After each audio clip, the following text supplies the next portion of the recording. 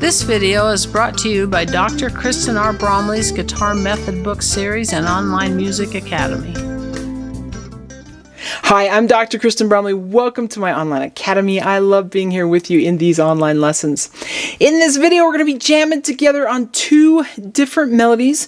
These melodies are written in tablature notation. Of course, reading tablature notation and playing melodies is the focus of this lesson series. As we're playing these melodies, we'll be jamming right along with bass, drums, and guitar accompaniment, so it's going to be super fun. This video accompanies the Tablature Book from my Method Book series. In the book, for these two songs that we're going to be playing, we're going to be on pages 124 through 127. We're going to be doing songs 171 and 173. With both of these, we're actually just in first position, which we're most familiar with. Should be kind of easy that way. But there's going to be some challenging parts to the melody. It's going to be super fun to play. Of course, we'll do these at two different tempos. First a slower tempo and then a faster tempo. So we've worked a lot on this sort of thing previously. We've gotten to this part in the lesson series where we've just got some really fun songs that can help us push our playing ability to the next level. So it's going to be fun to work on these together. Let's go ahead and do it.